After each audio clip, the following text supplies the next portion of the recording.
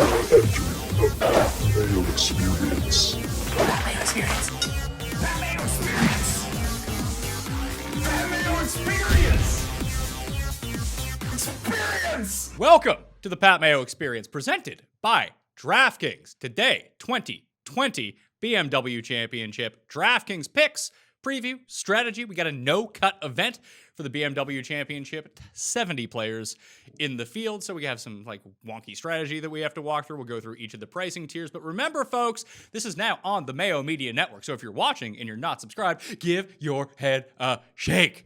Go hit that subscribe button, please. That really does help me out, as does smashing the like button, and tell me who your favorite 6K guy is this week on DraftKings. The Listeners League link in the description of this video and podcast. Around 500 spots left this week. No DraftKings Open for the Tour Championship next week because that's just a weird tournament, and I don't think people are super jazzed for it. I'm not super jazzed for it. Doesn't mean I'm not doing shows for it, but either way. Live chat, 12:30 p.m. Eastern Time on Mayo Media Network YouTube page on Wednesday. We'll be going through the finalized betting card, the weather, any updated news, DraftKings ownership, and all of your questions. And you'll have the chance to become the first ever person on Mayo Media Network to be banned for life.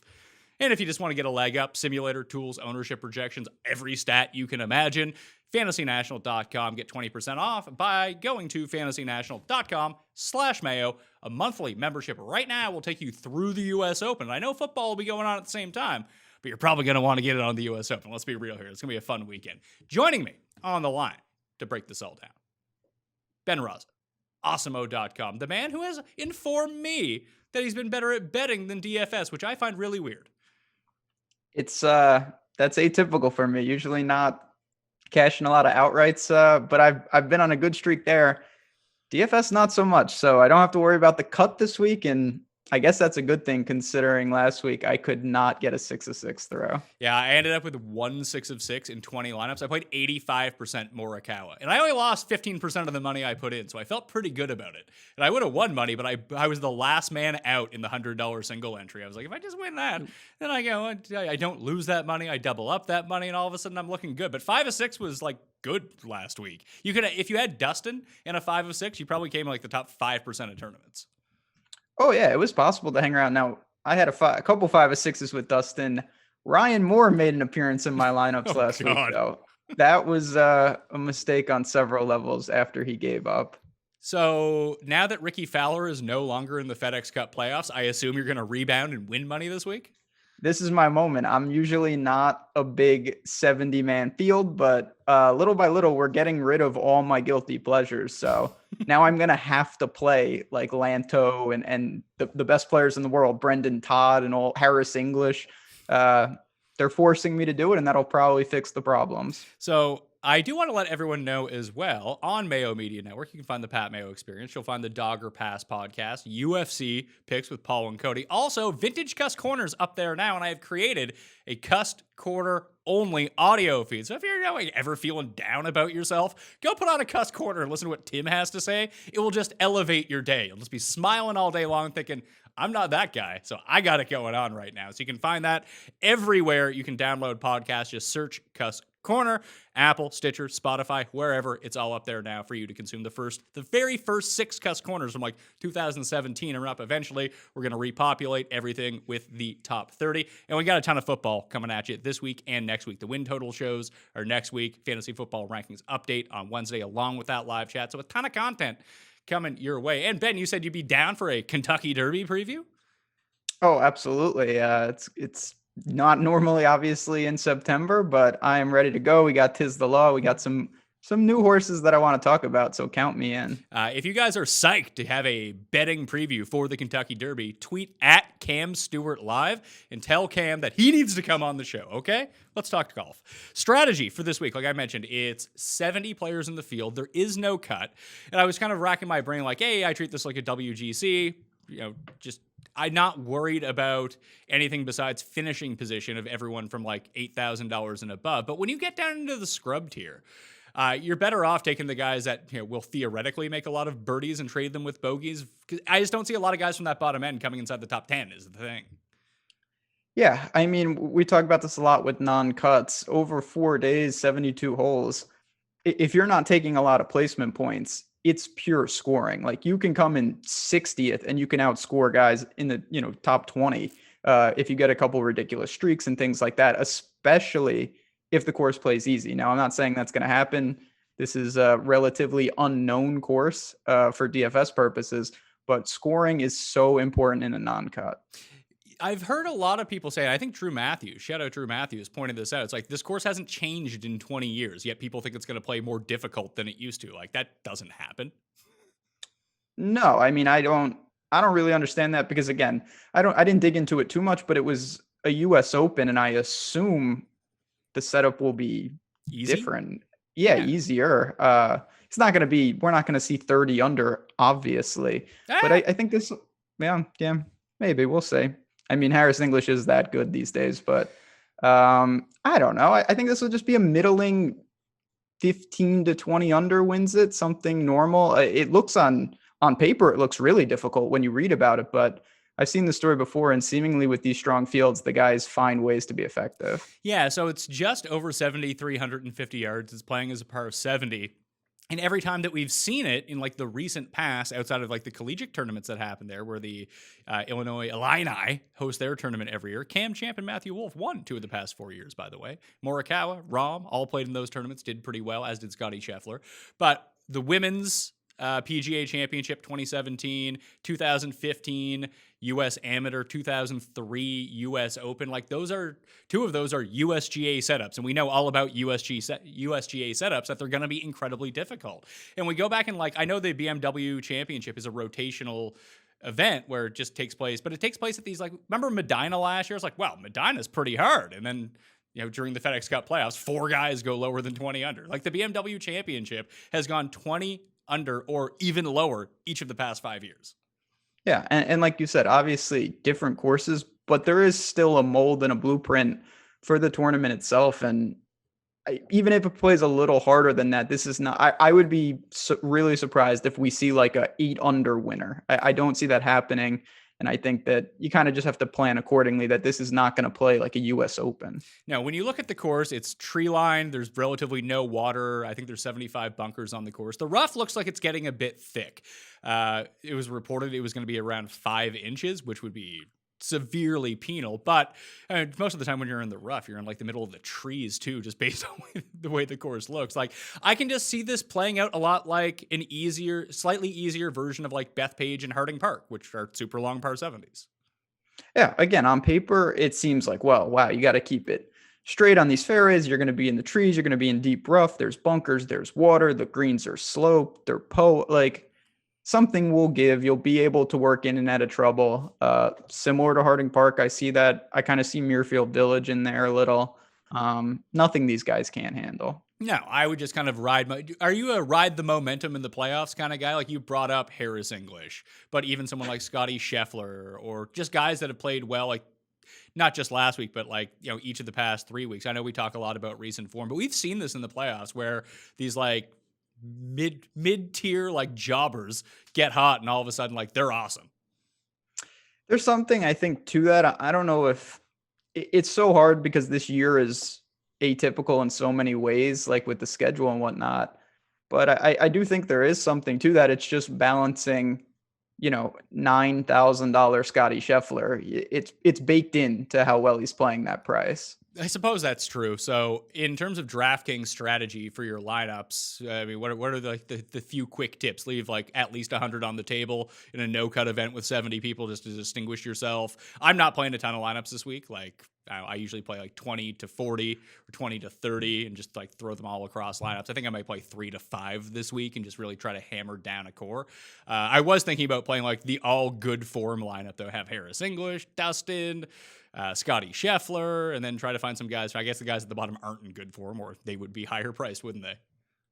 I mean, you could go. It's just, I mean, there are guys at the bottom that are here solely because they're playing well and they are just outclassed, kind of. So there's, again, I think you can look towards that. I tend to go the other way where I look for just good players, and I'm going to try to bring in some guys that I think maybe are a little over their head. They've clearly found something, because week after week we see, I mean, I don't know. I'm not sure I'll ever get used to seeing Berger around 10K in strong fields. Yeah, I wonder how that's going to affect his ownership, because a lot of people talked last week. It's like, well, no one's going to own Berger at that price. Then everyone owned Berger, and it paid off. So I'm just throwing it out there that people might go back to the well once again. If it continues to work, why would you change it? But if we go to the 10K level, there are 7 guys $10,000 or above this week. Dustin Johnson, coming off a Michael Kim-esque performance, is $11,500. He's the highest owned guy. Rahm is the only other one at $11,000. Then the rest of them, Thomas, Bryson, Rory, Webb, all in the $10,000 level. I laid out my case on Monday's show of who I like from this range, and I am going with Rory McIlroy, your guy, Ben. I rarely use him. I never bet him. I'm betting him and going like 100% lock on him this week. Yeah, I use him frequently. I also bet him. He's 18 or I saw 19 to 1 out there this morning. Like, he's half that to win the Masters on some of these sites. That's just, I will blindly back that. Listen, it's been frustrating. Rory clearly is not playing well. His irons were good last week. Everything else was bad. But that's good though, right? In my mind, the irons have been crippling him. So when I see that he's top 10 in the field, in a field like that, with his approaches, and he lost all 4 rounds with his driving and lost like 7 strokes putting. Well, the guy is the best driver of the ball in the world. He very rarely goes consecutive tournaments where he's bad driving the ball. So I'm just going to expect that to flip back. Maybe I'm wrong in assuming that, but if you have a 15-year baseline of one guy and he has one bad tournament doing one thing, it's hard to not think like, oh, all of a sudden Rory's going to gain 4 with his driver again. And the putting is like up and down. I doubt he loses 7 strokes again. No, I mean, the putting is more concerned. The driver is going to be fine. It's just when you have the lethal combo of bad around the green and not giving you much on the greens in terms of making putts, it can be tough. Obviously, I'm never going to really sour on Rory when he's not nearly as popular and you're getting a $1,200 discount against anybody. I think Rahm is overall the safest if you want to look to everything. It's a little more pricey, but flat 11, he can handle these long par 4s. He can handle really any conditions. So I'll lean there. Obviously, Webb, not for me. The other guys, though, I mean, they're the best players in the world for a reason. Yeah, if it wasn't Rory, you say that Rahm is probably the safest. Who do you think you would throw in as a second man in? Because I think I have it whittled down to Bryson or JT. Like, JT just hasn't been able to putt each of the past 3 weeks, and he won one of those tournaments. Yeah, it would be JT for me. Bryson is really tricky because, we got a glimpse of what happens when he doesn't putt. It kind of got lost because of the off the tee stuff, how well he was putting. And that is something that I think is unsustainable in so many levels. Sure, he is, I think, baseline, the best putter of all of these top-end guys. Just like when you look tournament to tournament, round to round, he's very good on the greens. But from a DraftKings perspective, like an ownership perspective, like it's really hard to distinguish any of these guys. Bryson's probably the worst of them, but his like weird skill sets could make him the best in any given week, which is why he's priced up here. But after like 2 bad weeks in a row, everyone is just willing to jump off the Bryson train, that there's going to be a really good time to jump on board. And this does seem like a course where it is. I thought the narrative of him winning at this course, the 2015 US Amateur, would really be like played up this week. And everyone would be like, hey, I need to get Bryson. But no one seems to be doing that. I was surprised at that too, because usually when you have like a course that has basically no history, people pull at what we do have. And that's the thing that stands out the most in 2015. But I think people have just soured. His irons are not good. And yeah, he's going to gain off the tee, but you just can't make up for it unless you do the deadly off the tee and putting combo. If you do that, I mean, that's effective anywhere. So I would want to, like, I rejigged my model from the Saturday show I released when I built it up the first time as kind of the first look. I've added driving distance into it. I just think at a tournament like this, ball striking, distance, irons, that's really what you need to be targeting and hope for a hot putter. A lot like Justin Thomas at this tournament last year. Remember, he couldn't make a putt for like 2 months, and then he gets to Medina and couldn't miss, and just he ran away with everything. But ball strikers at this event had just been so good, regardless of what the course is. I think that's what the setup from at least the PGA during the FedEx Cup playoffs has really shown. That's if you wanted to go the other way, that's why I'm targeting like Rory, Bryson, JT. You can take anyone from like the top end, whoever suits your fancy. But Webb seems to be such an outlier that if you did want to construct let's say we're wrong and this doesn't play easier and it does play the -8, -7 game, like a US Open type thing, which I don't think that's going to happen. You could get away with Webb as your highest priced player and just play like the Webb Simpson All-Stars. Yeah, I mean, you definitely can do that. For me, if I build some lineups that are saying, you know what, it's going to play like a US Open, I'd probably just start in the 9K range and still not get to Webb. You could go like Webb, Berger, Oh my God. Day, Kisner, English, Horschel, Noren. Yeah, that is my nightmare lineup. That's why it's been crushing. I couldn't think of a lineup that I would have less of week after week, and that's probably going to be the optimal now. Watch. Yeah, I'm not going to play it either, but yeah, just putting that out there. I'd rather lose. I'm not. I refuse to participate in something that starts Webb, Berger, and also has Billy Ho and English on it. You can throw Noren in there. Who else could? Fitzpatrick, you could chuck into that mix. Hot fire, Russell Henley. Come on. Now we're getting somewhere. Okay. All right. So if we do go into the 9K range, it's a pretty small field worth of guys. So we have, let's see here, Xander 9.9, Berger 9.7, Morikawa 9.5, 9.2 for Jason Day, and an even $9,000. You have old Scotty Scheffler just sitting there. The answer is Morikawa. I know he missed the cut last week, but he's 1 for 1 in wins coming off missed cuts in his career. So you got to go with him. Can't argue with that. Yeah, I have no problem with Morikawa. Cooled off somewhat expectedly, I guess. The irons, it went away. It's kind of like Rory with the off the tee. His irons are good. They're going to be good for a long time. He's going to have an off week here and there, and he had one at the Northern Trust. Day also had and that's an understatement, an off day with the irons at the Northern Trust. I don't know what to make of it. He was getting it together and it exploded at the PGA. I'm going to just kind of blindly back these guys and think that they fixed the approach numbers after a weird week. So you would have a preference for Jason Day over someone like Scotty Scheffler at the same price? I would. Listen, this is where it's tough. If you look at the stats, obviously Scheffler is doing everything that you could want. He's gaining across the board week after week. But you're almost priced into that. He has to keep doing it to keep paying you off. And I'm just not sure that will continue. It's a big ask for anyone, especially Scotty Scheffler. This is going to come back to burn me when he wins this tournament, but I can't for the life of me. And I've been on this for a few weeks, so it's been working out for me. Like one of the few things, both in the betting market and on DraftKings, is I can't figure out why Xander Schauffele is priced as high as he is on both the betting boards or on DraftKings. Like, what is he doing to earn this respect? I mean, you're talking to the wrong person. Like when I was looking at, the odds this morning, he is a bigger favorite to win this tournament than Rory. Yeah. What? And he's not even playing well. He had miserable time with the irons at St. Jude. They were flat 0 at the PGA. They upticked a little at the Northern Trust. He's done nothing. His off the tee game is always strong, but I mean, I'm not a Xander guy. I don't know. In majors, it never seems like he's going to do good, and then he comes in second no matter where he is. Even when he doesn't make the cut, he still plays the weekend somehow and backdoors the top 10. I'm not there, but I'm rarely there, and he is someone that can burn you very, very quickly with the way he plays. Well, and the crazy thing is, and this happened in the chat last week, there was 2 guys that everyone kept bringing up. It's like, well, I don't hear anyone talking about Abraham Answer this week. Is no one playing him? I don't hear anyone talking about Xander this week. Is no one playing them? And then you look at the ownership, it's like everyone's playing them. People just play Xander every single week. Every week. And that makes it tough because I tend to come in underweight on guys that I view as overpriced and overowned. That's a lethal combination. And he's shown he can pay it off. But when you look at his stats, I'm just not there. The around the green game is running incredibly pure. Iron's not great. Putter hit and miss.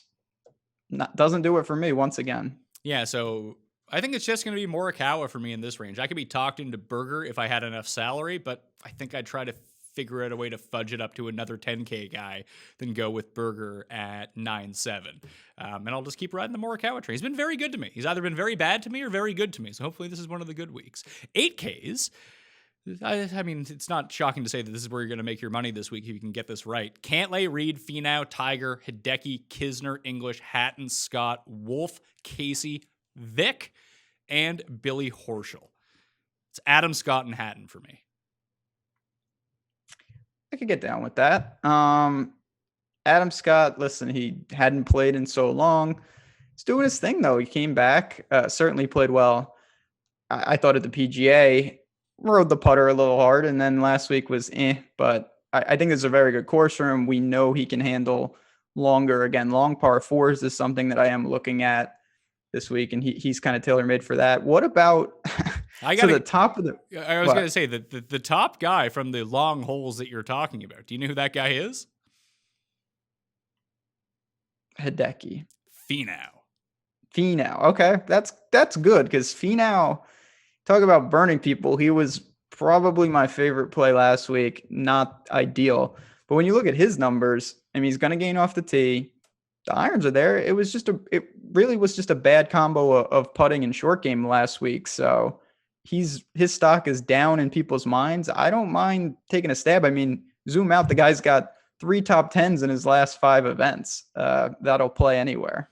So by the early ownership projections, and this is a Tuesday morning, it's always subject to change. The highest owned guys in the 8K range right now, and I just went through the entire list. The highest, Matthew Wolff. Second highest, Vic. Third highest, Harris English. Kevin Kisner, Tony Finau. Not how I would have drew that up. No, but I get it. People, I mean, you can't argue with some of the form on some of these guys, and they're all the cheaper of the 8Ks, but you know, it's an interesting dynamic because the top of the range is, I mean, clearly you've got world-class players who maybe aren't playing that good with Cantlay, Reed. Honestly, Tiger and Decky, like, I'm not super sold on Tiger. I think he plays just fine. Hideki seems to come in the, fringe 20th every week. I don't know. I tend to side with those type of guys just because their stock isn't inflated, and in some ways it's actually depressed. Yeah, if I'm going through, like I said, I like Hatton and I like Scott. Hatton's number 1 since the restart from 175 to 200. So that makes up for his lack of distance off the tee. But like even last week, you looked at him. He had 2 rounds where he was one of the 3 best players in the field. Then he had 2 rounds where he was one of the 3 worst players in the field. It was kind of strange. And Scott, I mean, it's just nice to see him playing back-to-back events. He missed so many 5-foot putts last week. It was insane. Yeah, it was good to see him doing what he normally does. But listen, this is a range, and someone like Hatton specifically, I think he benefits from a non-cut because we see time and time again, he does have those erratic rounds. If those are on Thursday or Friday, you don't get Saturday and Sunday. Here, he's going to have some opportunities if he has a slow start to really rebound. But I mean, are you going to go to Patrick Reed at all? Someone like that who can grind it out if it's very difficult? I think that he would go in that Webb Simpson lineup if I was to make one of those. And since that's not the case, I really don't like passing on Reed his price is up, but it's a smaller field. And even those odds at 35, this would be the type of event that he would just go win. For whatever reason, I think people are finally off Cantlay. That Cantlay or Finau or Hideki, I think I pick one of those 3 guys. Mm-hmm. Yeah, and listen, I don't mind that either. Cantlay is someone I know he's not playing great, but if he was, he would be 10K here and probably more popular. So I don't see any glaring problems. The irons are a little cold. He's not really doing much of anything, but he can flip the switch. There's no doubt. I'm with you. I think I go to the upper 8K range rather than maybe the more popular guys who are playing better in the lower 8K. Yeah, it makes me feel really dirty not going back to my guy Wolf, especially because he's played this course in college and he won the event that was here. I just don't know. I ate the chalk with him last week and it was looking fantastic until it wasn't on Saturday. That it does line up really well for him. It's just I don't know if I want to invest in a no-cut event into 23% owned Matthew Wolff.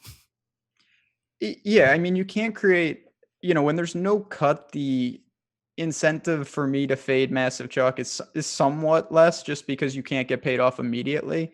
But at the same time, there's just a lot of ways where Wolff can just not have it. And we know he has the upside. It's not that. It's just when it goes bad, I think it's going to go pretty bad in some of these spots. Hovland to me is tougher just because he's putting the lights out. I don't know what to make of that. I it's just a complete reversal for how well he was striking it. And now he's not striking it great, but he's putting so well. It was nice to see an uptick back from him at the Northern Trust. Like, yeah, in the past 2 weeks, he's averaging over 5 strokes game putting. This from a guy who normally loses 4 on the greens. Like with the weeks that I was backing him, and he was, he led the field 3 straight weeks tee to green and could not make a 3-foot putt. Now all of a sudden he's making like 45 footers and can't drive the ball anymore. But I do think that he is the prototypical type of guy that you would want for this course. And we saw him gain off the tee for the first time in 2 weeks last week. He gained with the irons he gained 2.5 strokes. It's not like lights out, but it's good enough that it's something to build on, that maybe he's gotten the game back together just a little bit. Yeah. I mean, listen, I think there's no doubt in my mind that Wolf and Hovland can compete. And if they get it going, they can easily win. It's more just evaluating against the ownership. How often do they really fizzle? And if they do, how much of the field are you killing in a non-cut? Because that's appealing if they're going to be very popular. Yeah. I think I would be more inclined to go with Vic in this spot. And just even some of the other guys around him. Like, you got Louis at the same price. Casey's down there. Like, no one is going to use Paul Casey this week, right? Like, I don't want to. No, I think Casey's one of the guys that people, and I don't know if it's a bias or a blind spot, there's probably something to it, but they inherently, maybe it's a little old school, but they used to like to target him because he was consistent. He would make cuts, and it's like, oh, he's not interesting at a non-cut. I mean, now it's kind of all over the map, but he's not going to be popular. And I'd be lying if I said I'm really drawn to him, though. I'd rather play Usti, Hovland, or pay up. Yeah, well, you can always guarantee yourself some low ownership and leverage if you use Louis Oosthuizen. Correct. He, at one point last week, was up there for a bit, and then he birdied after the delay to get in. That's what Louis does. Gained 5 strokes putting, though. That was an anomaly, and he may have wasted his big chance there at the Northern Trust. Well, it feels like Casey kind of peaked at the PGA. Obviously, he came in second place, but he gained in all 4 facets of tee to green. Since he's gaining off the tee, because he's a very good driver of the ball, the irons have gone away. He's been in the negative 2 weeks in a row, yet he's gained strokes putting in 3 straight events. Like, I want to kind of research this now. Has he ever gained in 4 consecutive events before? Let's see here. Oh, yes, right here. From the 2016 Dell Championship through the Safeway Championship. He came second, fourth, and third. So he just needs a little bit of putting, and he's got it rolling right now. Maybe the irons do come back. Maybe he's the leverage one because no one is using it. I mean, again, that's where it comes down to lineup construction of if you're very cookie cutter up top and you're going to go for some of this obvious chalk, maybe you throw in a Casey. But if you start against the grain, I don't know if you're going to need him. And for me, ownership is not enough to blindly do it unless I need the leverage and I'm trying to build unique. 7K guys, are you more likely in this area to ride the recent form because it's cheaper and you can do it?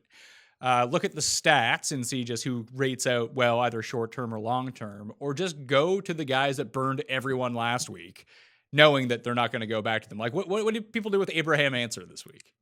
Yeah, I mean, Ryan Palmer always comes to mind just because of the restart was at Colonial. Super popular, let everybody down. The next week he was like 1% owned and he played well. I tried that with Ryan Moore last week. Obviously it did not work. I tend to do that because I don't think 1 week is going to define guys like Fitzy, like Answer. And I mean, you're not getting that baked in price at a premium. You're getting the discount in some ways. So it's not to say just do the opposite every week, but you could convince me to tail Answer and Fitzy after bad performances. So just looking at the early ownership spikes right now, Henley, everyone is all over. He's like the tee to green model king right now. When I spit out my rankings, he had him at number 3 in this field. I don't know if I necessarily believe that in actual practice, but it's nice to see that he's playing well. But you hit on one guy and there's another one, both projected under 3% right now. One is Matthew Fitzpatrick. The other one's Sungjae, who I don't want to use, but I was looking at his, like, I'm trying to think, like, if he can get it back together this week, I saw him 80-1 to win the FedEx Cup. That Eastlake is a perfect course for him. Like, that's kind of his jam, that type of event. And he's guaranteed to be there, that he's going to be in the field, and he's not going to be like last. He's going to be like 15th in the FedEx Cup or something like that going in. Like he'll be like 6 back or 8 back or however the hell they do it to start. Like, that seems like kind of crazy odd. That is kind of interesting.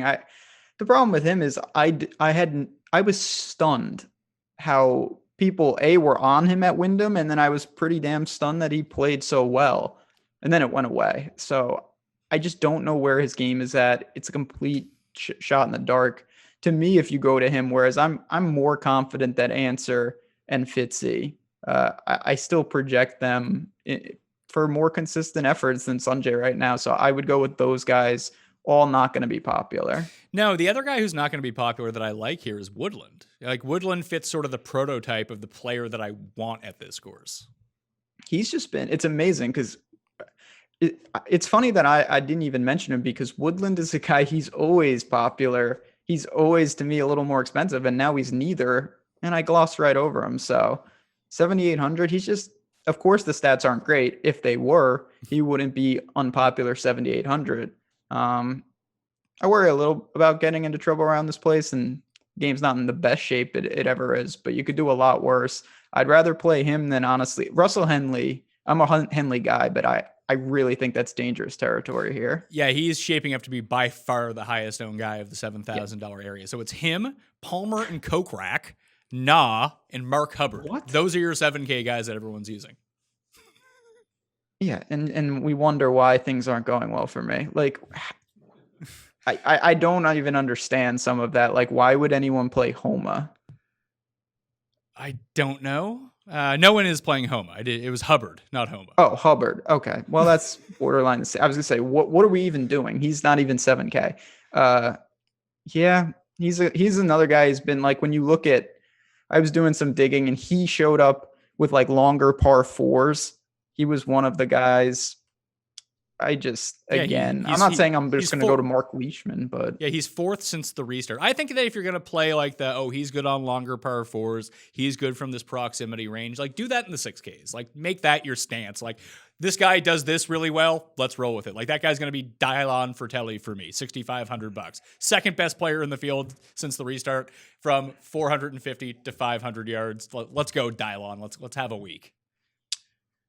Yeah, I mean, that Fratelli killed me last week, but I don't mind that. I can't believe I'm about to do this. This is a new low in a series of lows for me. Cameron Smith. I'm into. He's not that bad anymore, and I could see him being effective at this course. He tends to play this style of course really well, at least historically. He hasn't played anything well in ages. Well, but like the other type of person that would play this course really well is a Leishman, who's going to be like 0.5% owned. I mean, I have no basis for this. Leishman, it just feels like he's hurt. I don't know what's going on. He's just so broke. Like, at least Cam Smith is showing life. Leishman is, like, I wouldn't even be stunned by Thursday if he's not here at this point. He's just doing nothing. Seems broken out there. Yeah, he needs to get through this week. Yeah, he's another one like Sungjae. Like, if you can preemptively get ahead of the game, that all of a sudden he turns it around. I don't know how he fits really well at Eastlake, but he's gonna be there in the Tour Championship next week. He's 20th in the standings. He's not falling out. He's just been, I mean, his best result post break was 40th at the Memorial. That's good. I'm just gonna load up. I mean, I'm betting Rory. I might as well just bet all the guys who've sucked since the restart. Yeah, it's all about correlation. I've been doing that well. What about Champ? I mean, you mentioned him. He's had some success at the course. We know he can handle the distance. Any interest at 75? Yeah, I do. It feels like it's weird because it feels like an overprice. Like, I do like Champ a lot. Like, I mean, you could throw Matt Kuchar at $7,400 into your all grinder lineup with Webb and Reed and Noren. But yeah, I think that he sets up well. Cam Smith, like, I was just very intrigued. I think we both saw the same thing. We went and looked at it. Like, he gained almost 7 strokes on approach last week. Yeah, it really stood out, and quietly getting it together. This is the type of course I actually envision him in theory playing well at. And I do think more often than not in non-cuts, people will be like, oh, like, I'll play Neiman. He can score, like, that type of aggression. And I get that. But to me, I'm kind of thinking about it a little differently, and I'm going to take some guys like Cam Smith who can methodically work around this place. Yeah, and if he can, we've seen him go like nuclear with the putter in the past, and we just don't see that. We saw it once from Neiman ever in his career, and he won, which is great, but doesn't really happen all that often. No, it's very, very rare. So this is a very wide open range. Like I don't see a ton that stands out. I do think when the range is this balanced, ownership becomes even more important. Like no matter who was the most popular guy in the sevens, I would probably be underweight on. It looks like it's going to be Russell Henley. Yeah, and that makes it even easier. So for me in the sevens, I have 3 stars next to guys. I got Woodland, Champ, and Cam Smith. It would be similar for me. I would just have Fitzy, Cam Smith, and Champ. The only other one I was going to give some actual credence to, in case this course is just not necessarily super hard, but like if distance can really mitigate a lot of the problems. If we talk up Champ, like Bubba's not playing poorly. I used a ton of Bubba last week. He let me down on Sunday, but he was good. He was. He had a weird presser that was a little odd. Like, said he got a meditation coach. Yeah, right. Breathing can help, I'm sure. He did look better. He fizzled late, and maybe that does keep some of the shine off. If he would have come in, the top 5, I think people would be talking more about him. It's always a little tough with Bubba when you just he hasn't seen a course. It's very hit or miss. He's a polarizing guy, but you could do worse than him. I wish he had, of course, more par 5s to take apart. Yeah, but he's someone who's played these really long par 4s excellently since the restart. No, listen, Bubba, he does a lot of things that I think conceptually you want at a course like this. And coming off a top 20, and it could have been even better. It's in a range like that. It's not a bad play at all. And to go back to the previous point, if you're looking for someone who's going to trade birdies for bogeys, Phil and Ricky aren't here, so you might as well go to Bubba. Next man up. Yeah, Phil doing damage on the championship tour. Did you see any of Phil's round from the championship tour? He basically he basically just drives every green. I hear he's taking over. Good for him. I didn't know when does the champion start? What do they start on Mondays? I don't think that's like a normal thing. I think it was just for this tournament. I have a Rory Phil double. So I was like, I think Phil, I don't want to bet Phil at like plus 250 to win, but if I throw him with Rory, maybe Phil will win. Then I get Rory at 66 to 1. Now Rory's going to be so good. Rory's going to be like 8,000 over par. Just watch. Yeah, if I'm all in, it's not a good side. Yeah, I mean, he hit a shot backwards last week, so that's not good ever. I mean, Phil hit shots backwards too, but he like tries to do them and it works. Yeah, not into the water though. That's frowned upon. 6K guys.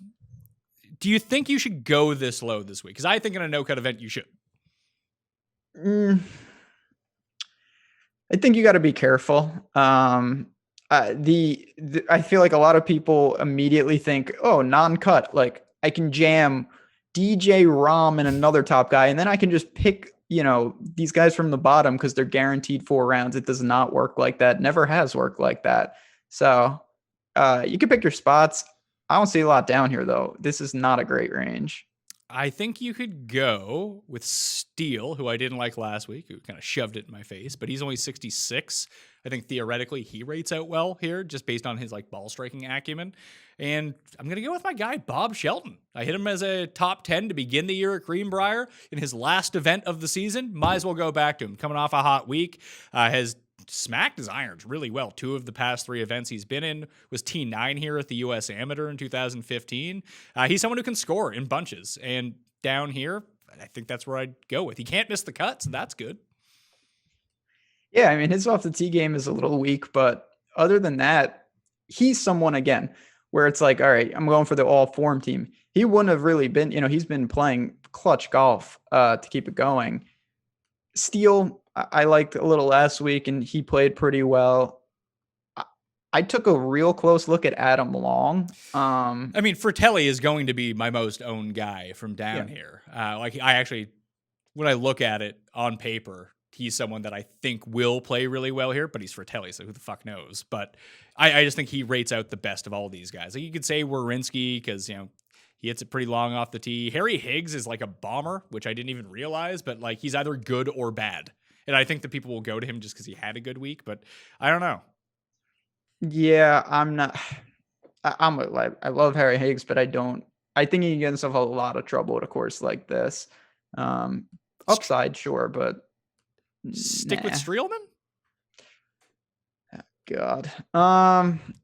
I'd rather play Adam Long, as crazy as that sounds. What are you seeing from Adam Long? Or even go with, Danny Lee is like shockingly long off the tee, which I just never occurred to me. Danny Lee, I don't even know if he plays in US Opens, but I'm going to say this is true. Every time there's a US Open, Danny Lee, it's like, wow, there's no birdies, but Danny Lee is 3 under through 8 holes. And it's like, wow, that guy does crazy things. Then he shoots 78 the rest, but he's putting, he's shown a couple flashes with the putter. The ball striking hasn't been great, but it hasn't been terrible. I don't mind it. Now, Long is gaining consistently with the irons. Everything else is hit and miss. But again, they're not going to find solid plays down here. It's just picking a skill set and running with it. No, I think I'm going to go off of Brendan Steele. I have him projected right now pushing 20% ownership. That's not great. That's a no. The Gooch, who came through for me last week, he tends to be pretty highly owned down here. Let's see, Streelman and Duncan are the other two that people seem to be going to. Yeah, Dahmen is not going to be popular, but he's just been really tough for me all year to gauge. He was so bad a couple times. Where was that? Yeah, Workday and Memorial. Somehow he lost like almost 10 strokes with the approach 2 straight weeks. Then he's been good. He was good at the WGC and the PGA. Wasn't good last week. He's hit and miss, but it's very difficult to predict what version you're getting. Yeah, I mean, if you're going to get him at like sub 5% down here as like a back end guy, it's not like he's going to shoot 80 and miss the cut. I mean, you could shoot 80, but at least you get the other 3 rounds out of him. And I mean, it's not going to do you that much good, but it doesn't completely sink your week right off the top. Like at the very bottom, like I think skill set wise, Landry and Ortiz make the most sense, but I'm just not going to get there.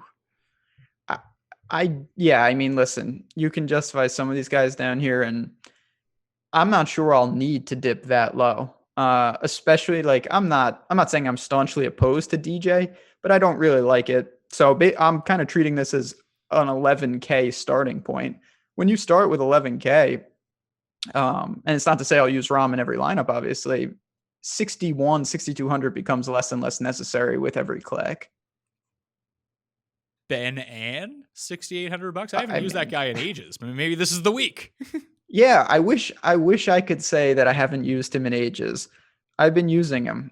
That's probably why you're suggesting it, because you haven't. He was mind-bogglingly bad last week. He does that sometimes, though. Like, he was really, really, really bad at Memorial when everyone was on him. Then he was 12th at St. Jude the next week. He was really bad at Travelers or at Heritage, rebounded at the Travelers a little bit. Like, sometimes he just has bad tee to green weeks and just instantly pops back. Yeah, seemingly sometimes he just like loses control of the driver. I mean, last week it was everything. The thing that I'm a little worried about with him is his 2 good results in August were fantastic for him putting performances. I don't know how often we can bank on that. If you can keep it going, I mean, pedigree wise, I do think he's one of the best in the 6s, but form wise, he might be towards the bottom of everybody in the 6s. Like, would you rather use a chalk coke rack at 7,600 or just roll the dice on Ben An at 68? Yeah, there will be no chalk coke rack in my life. Yeah, that's not a thing. All right. Ben Rasa. Ever. Awesemo.com. They got you working a ton now. Busy man. Yeah, listen, it's a great time of the year. NBA, golf never ends. College football is going to be hit and miss, but the NFL is here as well. So doing a lot on all those fronts, not just on the DFS side, on the betting side. We're doing some fun things. As I always say, if you haven't signed up, go on over, try us out for a week or 2 and see what you think. But busy, just like I'm sure Mayo Media, you got a lot of things coming up with football. It's about to take over everyone's life. Yeah, football, golf is still be running 2 majors during football season. I'm going to be like death that week. Be doing like 20 hours of content over a 6-day period. That'll be fun. But we're going to have it all for you. Like I said, we'll do Kentucky Derby, maybe some US Open tennis, maybe get that on the go. Try to find a tennis guy. I gamble on tennis. I know nothing, but I love to gamble on it. I'll try to find an expert that we can find like something to try to get some information to gamble on about the U.S. Open, both the men's and the women's side of it. So we'll figure that out. FantasyNational.com/Mayo gets you 20% off. A monthly takes you all the way through the U.S. Open for golf, not tennis, because that's like in 2 weeks. U.S. Open for golf is in a month. I think it's week 3 of football season, maybe week 2 of football. Either way, the monthly will take you all the way through that. Simulator, lineup generator, ownership projections, most customizable stat engine on the planet. Listeners League link in the description of the video and podcast. Subscribe to the Mayo Media Network. MMN. Get it in your life. If we can get up to 6,000 subs by tee-off on Thursday, we're doing giveaways. We get up to 10,000 subs, all of a sudden we got cash giveaways for everything. So please share it around, sub to the channel as well. You can find my write-up up on DK Nation and sub to the Pat Mayo Experience audio podcast. Thank you all for watching. Smash the like. I'll see you next time. Pat Mayo Experience! Experience!